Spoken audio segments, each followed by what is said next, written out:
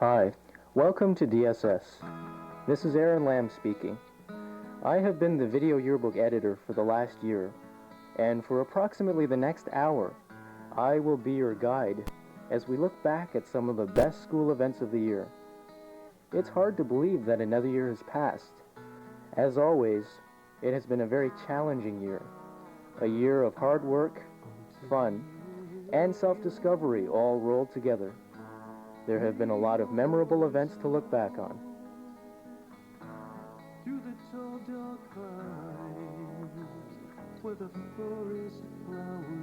As the video yearbook editor, one of the first things that I did was to familiarize myself with the equipment. Most of the teachers on staff, including Mr. Burgoyne, were very patient with my attempts to videotape them. I wandered throughout the hallways, and I entered different classrooms to videotape some of my friends who were very hard at work, and more often than not, they were very reluctant to be captured on video.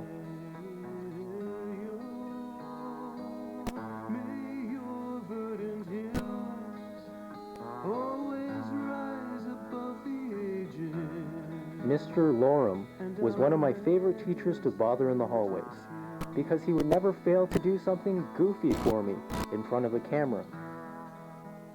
Okay, let's start at the beginning of the year. A few weeks into school, the junior-senior fun day took place. It was a sort of friendly initiation for the new grade Niners at the school. Niners and voluntary senior students alike marched on over to Lions Park, where they endured many physically taxing and sometimes humiliating events, such as crawling through slimy seaweed, very fresh seaweed I might add, jumping over hurdles, playing tug-of-war, and racing tricycles. And there's Kevin Grenke, one of the fun day organizers, as he just sat back and laughed at us. The seniors who organized the fun day could just sit back and relax as all of the mayhem took place. Here I am with my trusty assistant, Stephen Head, as we chronicled the events for countless generations to come.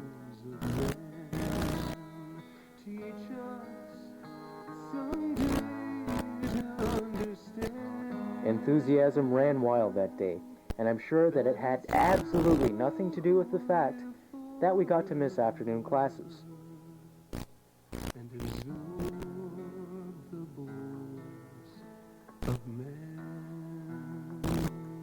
Jill Battle and Natalie Corbett soaked in the sun as they supervised the teams that passed through their event. Oh, I always dreaded the three-legged race because I would usually fall flat on my face. And now you're probably wondering what this event is all about. To tell you the truth, so am I.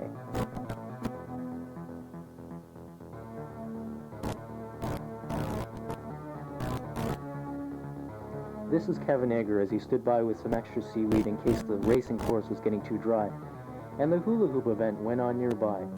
There was a definite disadvantage to all of the tall people involved.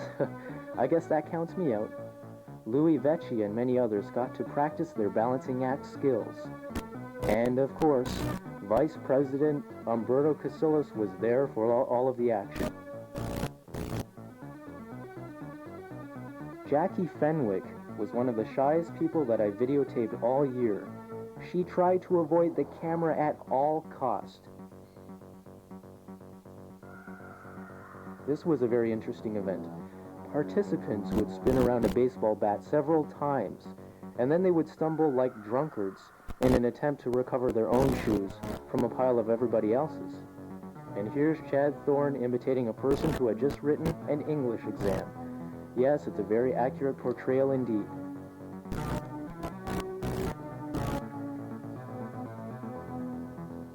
By the time this team reached the wheelbarrow race, most of them were downright exhausted. Just ask Jackie, who appeared to be getting one terrific workout.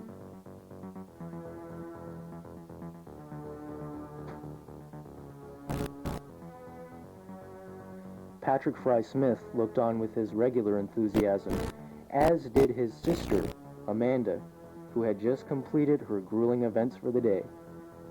Before long, The Junior-Senior Fun Day was coming to its conclusion. It had been a great opportunity for the Great Niners to get to know many of the seniors at DSS, and vice versa. As always, the DSS spirit of friendly competitiveness shone through once again. But, unfortunately, there was no class for us that afternoon.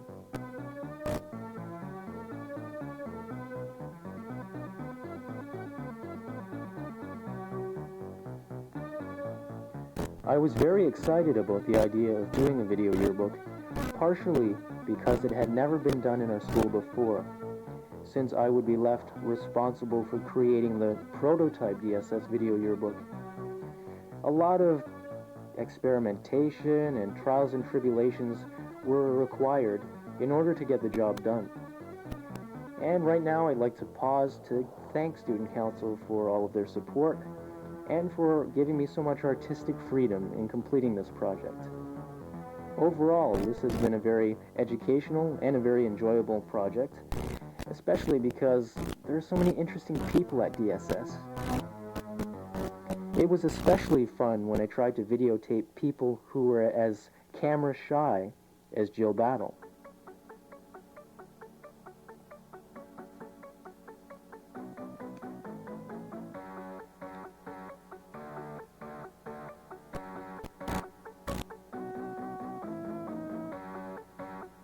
One of the most memorable activities of the early months was the annual Caledonia Fair High School Challenge. It took place on a Friday night after school, and a busload of enthusiastic DSS fans came along to cheer on the 1992 team. There was definitely no lack of school spirit that night.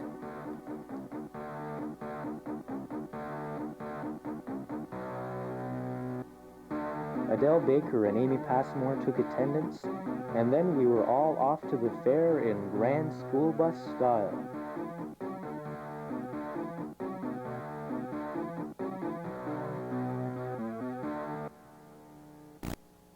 Even the gentlemen in the ticket booth seemed very excited.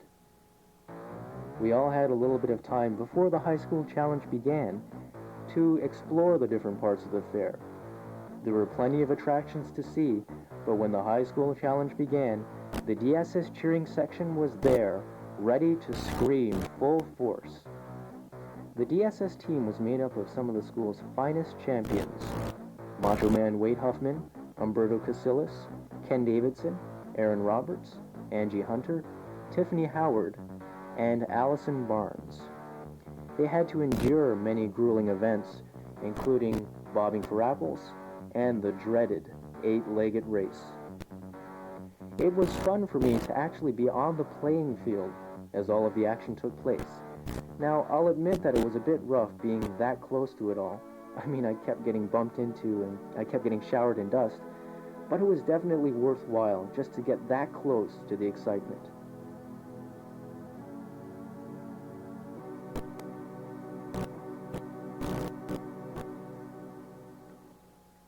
DSS morale never faltered at all that night. Event after event, Dunnville Secondary dominated the competition, including our friendly yet persistent neighbors from Cayuga. Before the high school challenge, I had never before seen such a fast and furious potato sack race. The guys of the DSS team probably took the longest leaps I had ever seen in this event. Needless to say, the competition was utterly destroyed in this bag sack race. Some of the other schools may have had larger cheering sections, but we definitely had the most energized. Before the evening was out, more than a couple of my friends were either deliriously dizzy or completely voiceless for the next couple of days.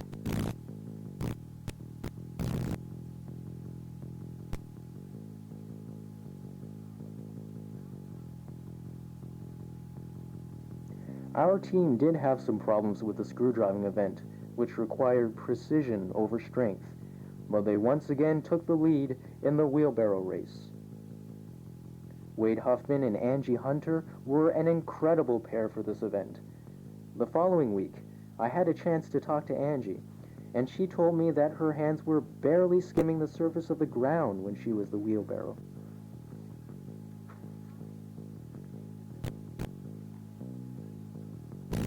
By the time the wheelbarrow race was going on, the morale of the competing schools seemed to be on the sharp decline as the DSS fan support skyrocketed to its highest that it had been for several billion years.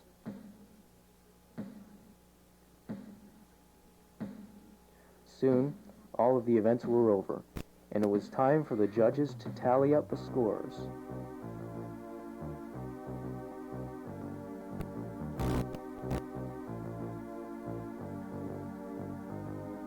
It was no surprise when it was announced that Dunnville Secondary School received top honors for the night.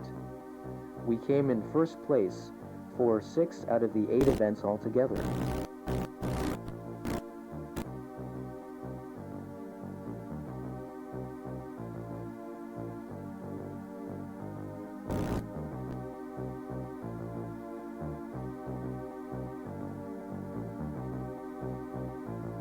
The DSS cheering section flooded the playing field to congratulate the champions, who had represented our school in fine style.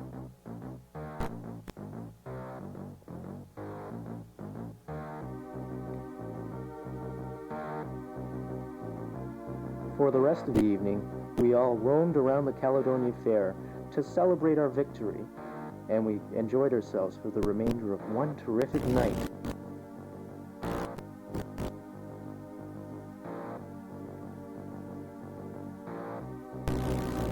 The air was getting progressively colder day after day, and the leaves were already starting to fall. Autumn was upon us once again, and it was the time of year for kids and adults alike to dress up in their funniest looking outfits in the name of traditional fun. The Halloween season had arrived in Dunnville, and the Halloween dance was at DSS.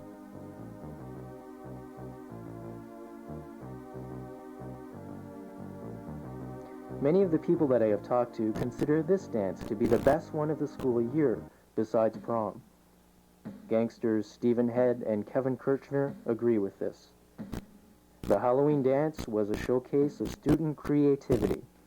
There were so many good costumes at the dance that I found it unfortunate that I ran out of tape.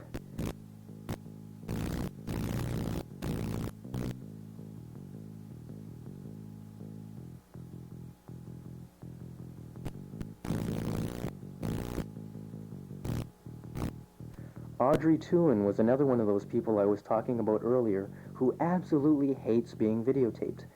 It's a good thing she didn't try to stop me. She's twice as tall as I am. There were even celebrities at the Halloween dance, such as Hans and Franz, and even Pat.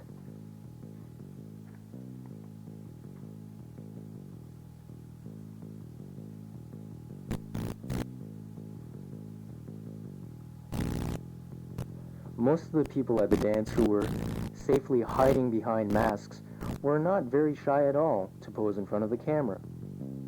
And without a doubt, Devin Jackson was not one of the shy ones.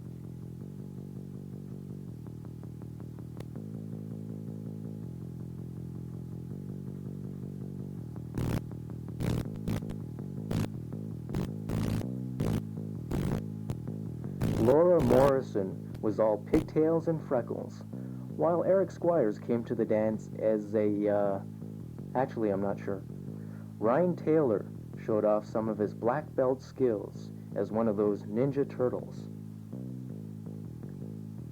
Mrs. McCulley and Mr. Nesbitt checked all of the student cards before allowing anybody to enter the dance, just to make sure that there were no unauthorized mutants trying to get in.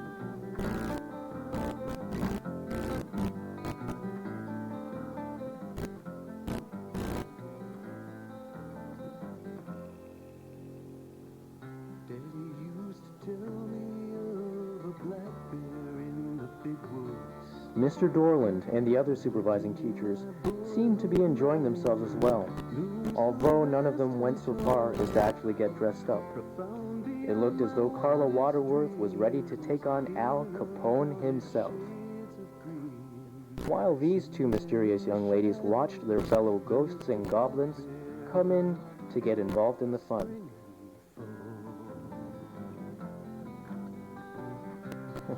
Now this ravishing young student in the cool threads was none other than Macho Man Wade Huffman, who had apparently survived the Caledonia Fair. Diana Miller was another one of these people who tended to shy away from the camera whenever I came near. I just don't get it. I mean, I don't think I was that scary that night.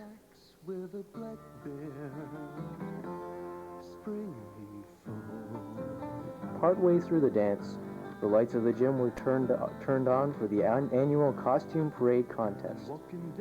Many people watched on, including Japanese exchange student Aya Minami, as well as her friends Shauna McIndy and the student council president herself, Christina Pitts. Prizes were given out for different categories of costumes, including prizes for the scariest, the funniest, and the best couple. There were plenty of students who were willing to show off their new looks, and the task of picking the winners was bestowed upon the honorable teachers, who were the judges of the evening.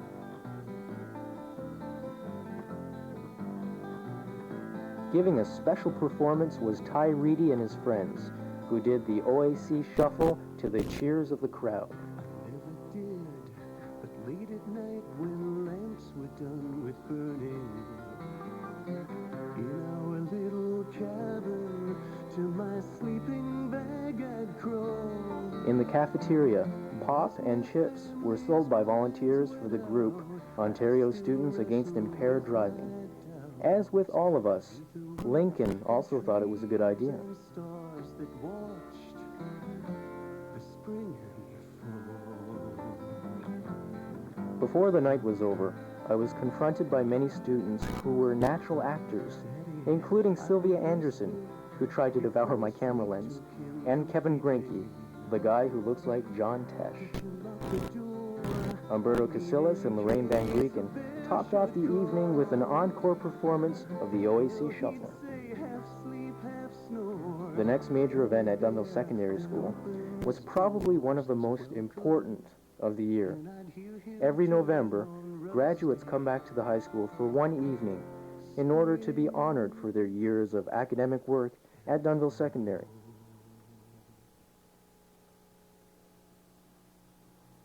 As always, Owen Gifford had his camera in hand ready to document the evening. OAC students Amanda Fair and Jason Smith were on hand for the ceremonies, as was the perpetually smiling Kelly Rowe.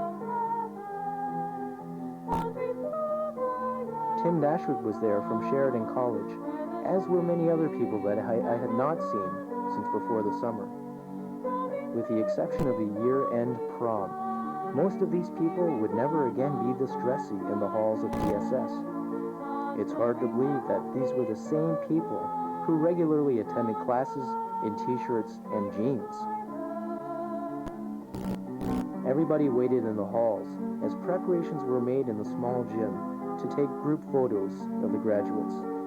This gave a lot of friends a chance to sign each other's yearbooks. All acquaintances mingled and enjoyed their short time together, for it wouldn't be long before many of them would have to be off at their new engagements.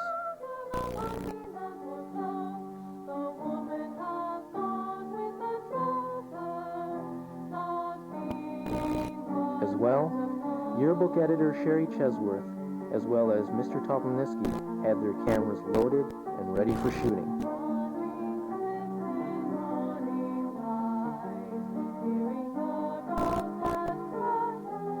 After the grad photos were taken, it was time for everybody to find their seats in the main gym so that the commencement could begin.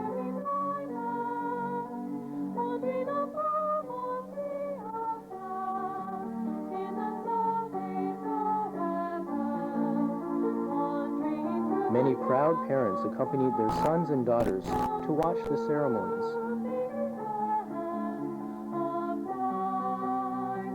The camera-shy Aaron Murphy and Leah Kelland were very impatient with my attempts to videotape them, and they would have tried to kill me if I didn't turn off the camera sooner. The DSS band was all polished up and ready to perform. Meanwhile, Mrs. Bauer probed the hallways for people with overdue library books.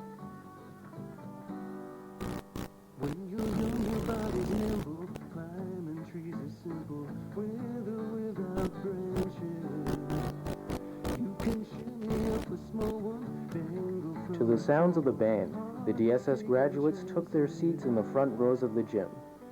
Commencement was underway. Ron Worrell was back at the school for the first time in quite a while, as was Leslie King.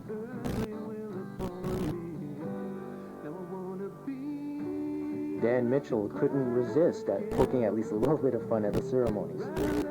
That evening, more than just diplomas were given out.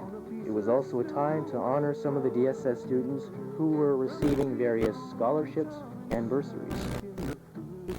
The teaching staff was also dressed up in fine style, and there seemed to be genuine satisfaction in many of the teachers' eyes, because they were seeing that their hard work had definitely been a benefit to the graduates.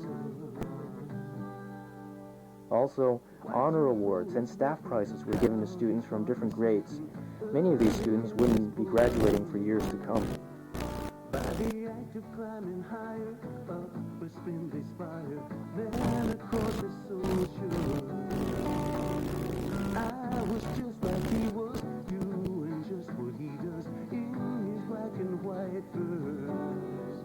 At the conclusion of the ceremonies, the 1992 valedictorian, Megan Dunlop, made her way to the podium to entertain us with her speech, which recounted the good times that we all had last year.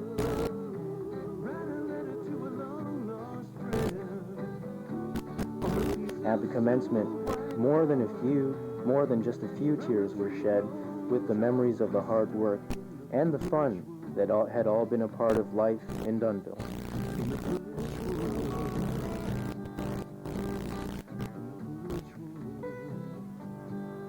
Once again, to the accompaniment of the school band, the graduates were all on their feet, and they were on their way out of the gym.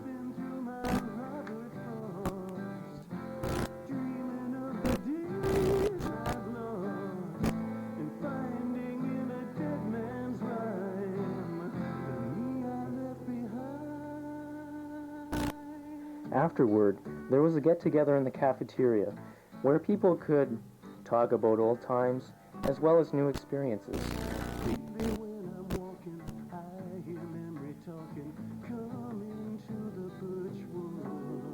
The proud teachers who were there genuinely seemed to be enjoying themselves, especially the ever-friendly and the ever-welcome Mr. Bloom. This is the first year that we've had all of this video editing equipment. Now, Mr. Topolnitsky would agree with me when I say that nothing ever went wrong while editing. It's been completely smooth sailing thus far.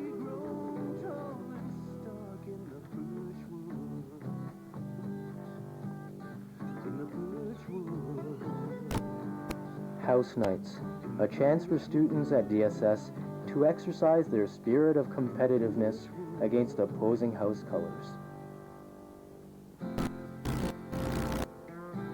Of course, Lorraine Van Grieken was on hand for this particular house night, which was hosted by the ever-energetic Matt Roberts of Student Council.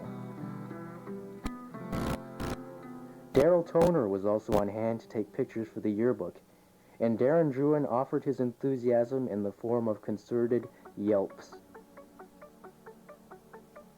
The events were underway, and an atmosphere of high intensity soon engulfed the gym.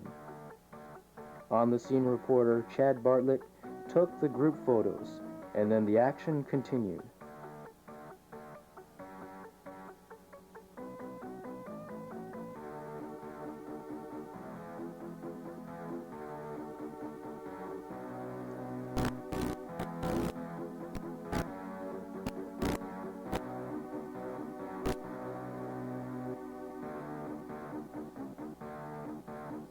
Audience enthusiasm almost overflowed the stands as the festivities continued.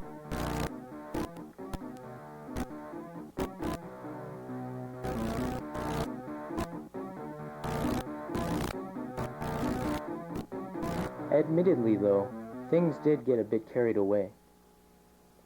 Marnie Deach seemed to be enjoying herself, while Kane McGilvery tried to stay as far away as possible from my camera.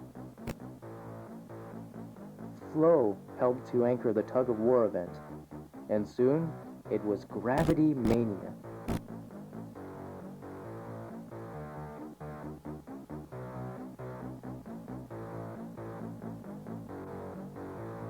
Many Niners decided to show up at house nights in order to demonstrate their Panther spirit. As well, there were many members of the teaching staff who were involved in house nights. For example, in this house night, involved were Mr. McDonald, Mr. Nesbitt, and Mr. Nyamtato. A fine time was had by all. Except for the cameraman, of course, who kept crashing into people all night.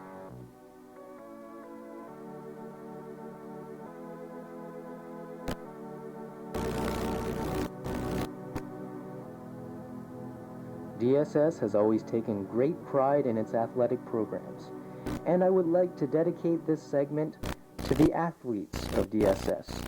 We have some of the best of the best.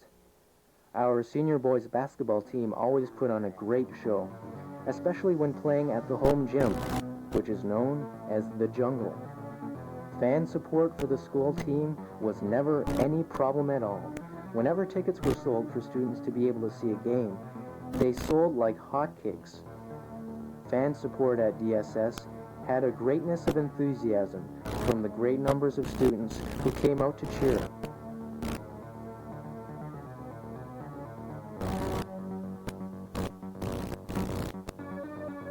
As well, the school badminton club had been increasing in popularity.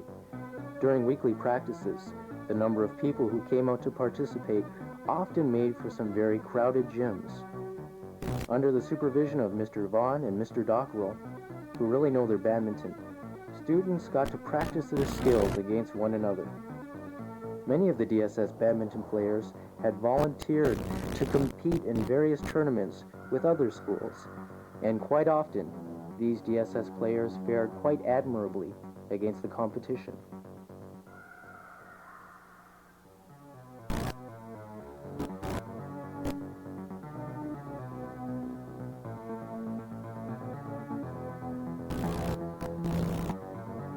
And, of course, there was the DSS hockey team.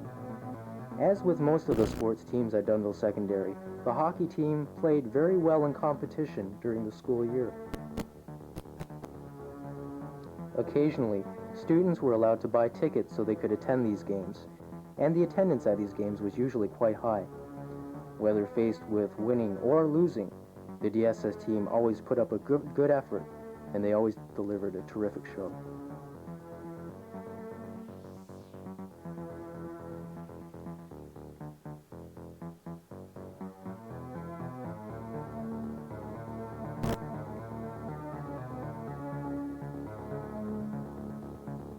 Unfortunately, the only girls' sports team that I managed to videotape was this terrific girls' basketball team.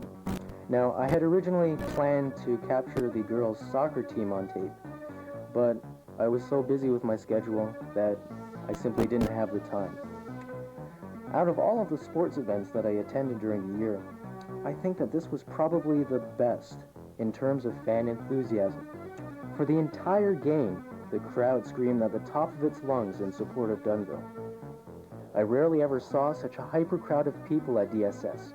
I mean, even the cafeteria at lunchtime was nothing compared to this.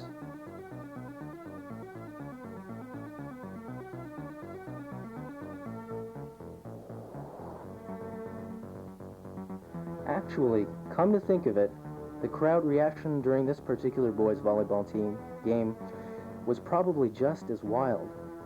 These guys were really good at the game, and they all seemed to be having a genuinely good time out there. It definitely appeared as though Mr. McDonald's coaching was paying off.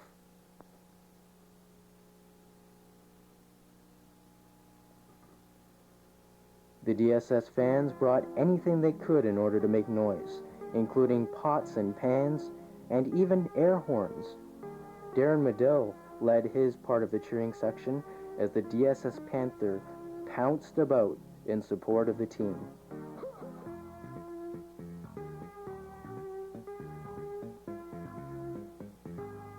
Soon, there was snow on the ground, and the Christmas assembly was upon us once again. Jocelyn Thorpe avoided the camera as much as possible, although she wasn't nearly as shy later on when she performed a terrific solo. The crowd was treated to a couple of plays that evening. One of them was called Miming to the Blue Danube, which was a piece about the dangers of excessive drinking.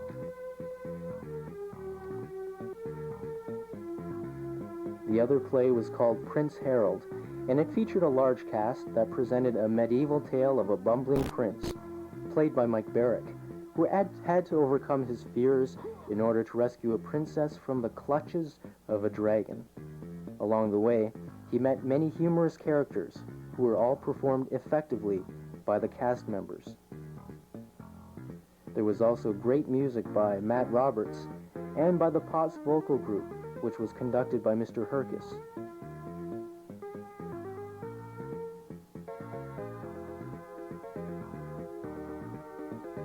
As well, the talents of a student rock group were displayed. Out of all of the performances that night, the crowd seemed to enjoy this one the most.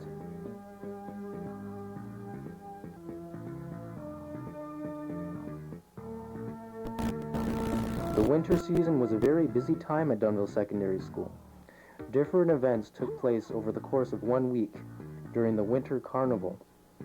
One of the most popular events was the arm wrestling competition, which originally took place on stage in the main gym. The event drew quite a large crowd of people, but there were some complaints that some of the competitors had used tactics that should not have been allowed, so the event was redone a couple of days later in the cafeteria.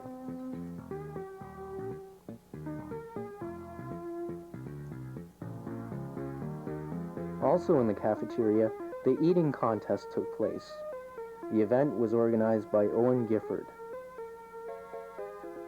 The participants stuffed their faces with many different foods, such as spaghetti, pickles, and chocolate pudding. Not everybody seemed to enjoy the food, especially Mr. Hickman. George Channing and George Battle and George Searsma continued to eat with no problem at all, and Wade Hoffman and his competitor, Matt Rutherford, finished off the chocolate pudding without even a pause.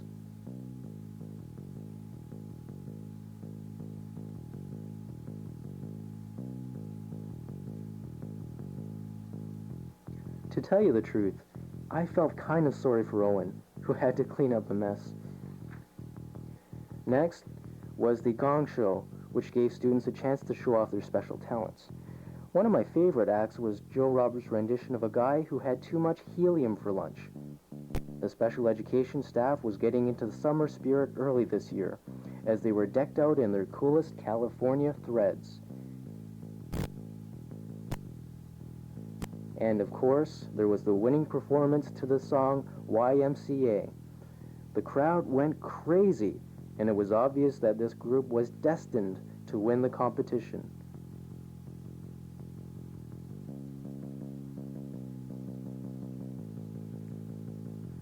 We were also treated to some ear-piercing heavy metal, which the judges did not seem to enjoy quite so much. Even after the performances, the special education staff was in the summer frame of mind, and they obviously did not care who knew about it. Another highlight of the Winter Carnival was the visit of Casey Jones, the famous hypnotist. Many students volunteered to be hypnotized on stage. While in a hypnotic stage, these people were made to unconsciously act out different situations that were suggested by Casey Jones. For example, the people on stage were made to think that they were canoeing down river rapids, and later on, they were made to think that they were attending a school dance. At several points, the hypnotized students kept thinking that they had their shoes on the wrong feet, even though they didn't actually. There was dancing on stage, as though the students thought they were all ballet dancers in performance. As well, Daryl Austin was made to think that he was Wayne from Wayne's World.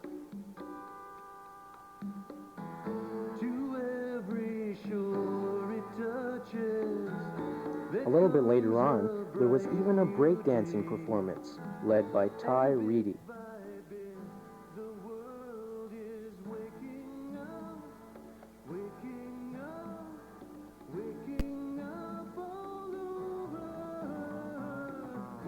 This year's fashion show was hosted by Jason Hart, a former student of Dunnville Secondary School who is presently a local radio personality.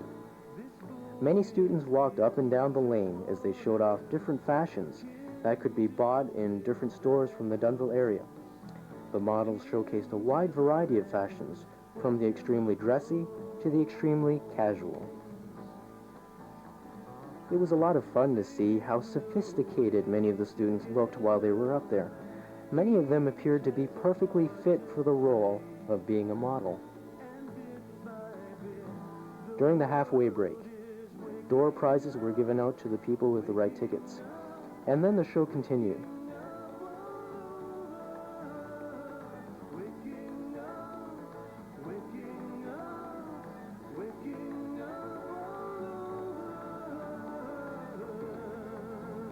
In order to add a little bit of variety, there were also some small kids who modeled fashions. All of the kids performed very well, and they showed themselves to be born for the spotlight. At the program's conclusion, one of the fashion show organizers, Melanie Chong, did her own walk down the lane.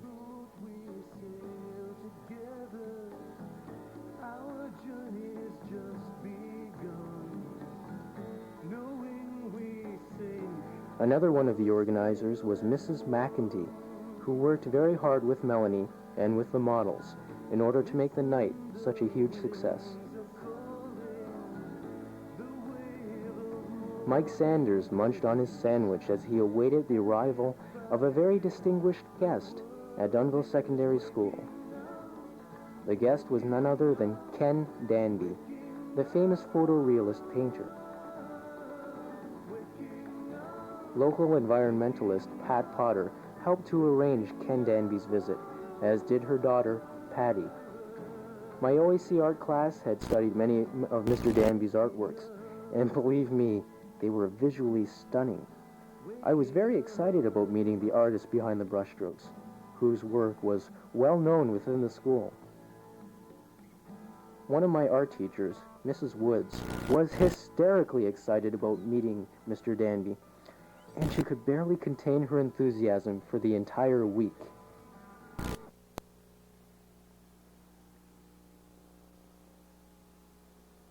After Mr. Danby had a chance to talk to Dunnville Mayor Bob Blake, all of our exchange students went up on stage to begin the assembly. Mr. Danby was welcomed to Dunnville by Dean Glennie.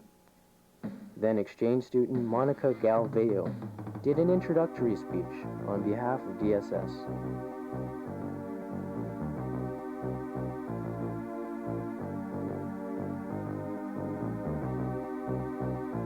Mr. Danby told us his passionate opinions about the importance of preserving the natural environment and the importance of the arts in making people good observers of the world around them. During his slideshow, he gave some very interesting background information about his many paintings. Many of his works had required long hours that took place over months. After his speech, we could really appreciate all of the work that went into his paintings. The exchange student from New Zealand, Fiona Loveridge, made a short speech about the importance of the environment to her, as well as all of our hopes for a future of less pollution. Aya Minimi and Maria Arias presented Mr. Danby with a copy of Grand Heritage, a historical book about Dunnville. Then our Vice President, Umberto Casillas, thanked the artist for his visit. Mr. Danby autographed a book of his artwork from the school library, and the book would be left available for any student to borrow. Pat Potter was also thanked when the school presented to her a small tree for all of her work in arranging the artist's visit. As well, Dunnville Mayor Bob Blake made Mr. Danby an honorary ambassador to Dunnville. It was an honor that was accepted very graciously.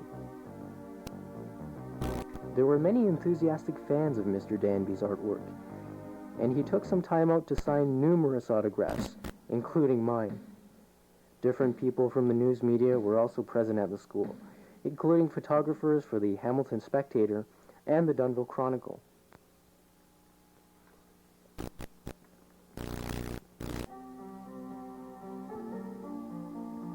Prom was one of the most exciting events of the school year. Everybody looked civilized for a change. T-shirts and jeans were traded in for suits and dresses.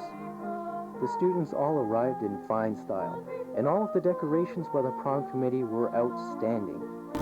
The theme of the 1993 prom was Tropical Paradise. The gym and the front hallway were decorated with small blossoming trees, hay huts, and even a small working waterfall.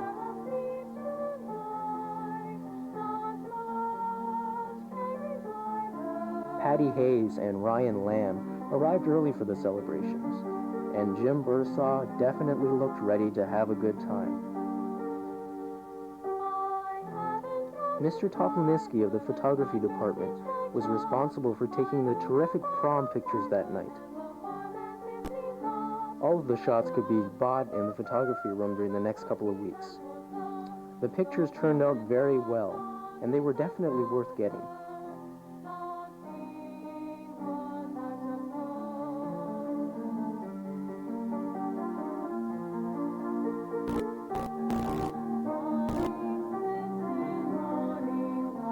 Even with all of the elegance of apparel and the sheer pageantry of dress, there was plenty of dancing to be done that night.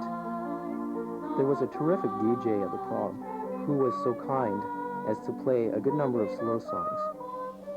Also, music videos were shown on a large screen that was on stage, just for those who were too tired to dance.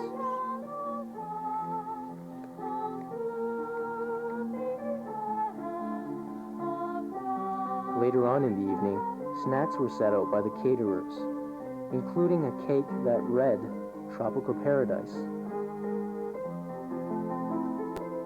As the prom approached its conclusion, the prom prince was crowned, and this year the honor fell to Richard Rowe. Maria Arias was the princess for 1993, and she appeared to love every minute of it. When you're young, your body's nimble, climbing trees. Vice Pres Umberto Casillas, the guy who's involved in everything, was the king for the year. He accepted the honor with his usual confident grin and humble manner. I was only 7 when I attempted heaven, climbing up a birch tree. And finally, Angie Hunter was crowned the prom queen. More gravity than its earthly will upon me. Now I wanna be The photographers in the gym just went crazy. It was a media circus in there. write a letter to a long After the four of them posed on the throne for photos, it was time for them to lead the next slow dance. tree growing tall and stark in the birch wood. In the birch wood. Before long, the prom had reached its conclusion, and the school once again grew silent for the night. Wise old poets written how his heart was smitten early in his boyhood by the act of climbing higher up a spindly spire than a cautious soul should. Finally, we've come to Arts Night, a celebration of the school's creative talents. A lot of preparation went into this year's show to make it one of the most ambitious yet. The DSS band performed a wide variety of pieces before Shauna McEntee and Christina Pitts showcased their dancing talents to the Janet Jackson song Black Cat. There were many dancing performances of different styles, including one performance that showed off the elegant steps of B.J. Barlow. From a tree growing tall and stark in the birch wood. Also, Jason Smith and Susan Hinman read selected poems from this year's poetry anthology called The Realm of Imagination. Sarah Polichetti offered a very dramatic dance piece that exuded both power and grace. Dreaming of the days I've lost and finding in a dead man's rhyme the me I left behind. Their student council president, Christina Pitts, again. She was involved in everything that night. But I'll admit it, she was terrific in all of her performances. Lately when I'm walking, Christine McLean and Lorraine Van Grieken sang Down on My Luck, an original composition by Fiona Loveridge. Clarinet player Amy McMahon provided some accompaniment as Fiona played her own tune on the piano. Does she look familiar? Yeah, it's Christina again. Enough said. Amanda Bell was another terrific piano player that night, who offered a very moving performance. As the finale of Arts Night, the hair show blazed across the stage with energy and ambition. Many people were involved, including Mrs. Jacob, in a true Kodak moment.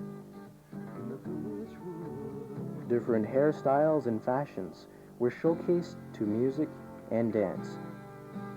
It was quite interesting to see a lot of the school staff members getting involved in the action, and one of the most memorable moments took place during the country music segment, in which Vice Principal Mr. Nesbitt did his imitation of Billy Ray Cyrus.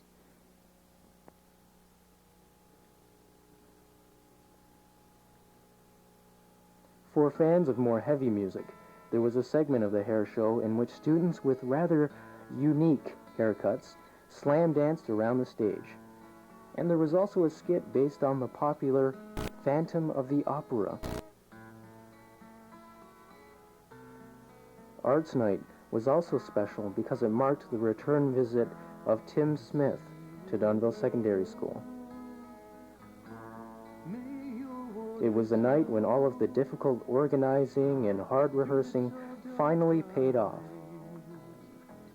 The show was a success, not only because of the great talent that was showcased, but also because parents were made to see that students are capable of so much more than just getting into trouble.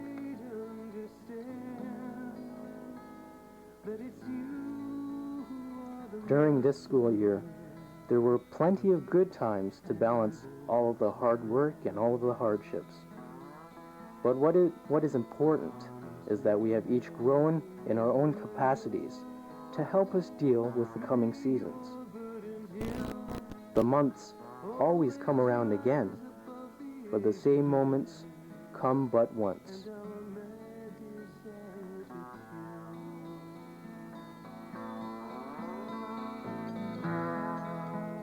May you teach us someday to understand that it's you who are the master of the flesh and bones of man. And it's you who bear the secret of the long dark ages past. I think I'm just beginning to see it now and then. May you teach us someday to understand that it's you who live forever and absorb the bones of man. Teach us someday to understand that it's you who live forever and absorb the bones of man.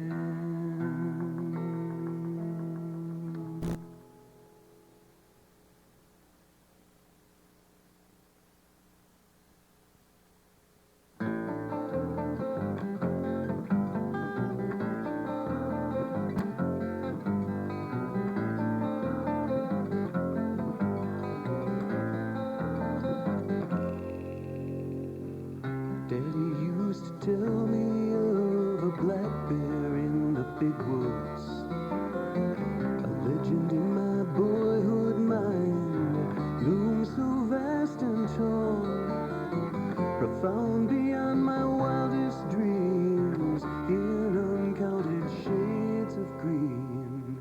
Somewhere in the shadows lurked a black bear.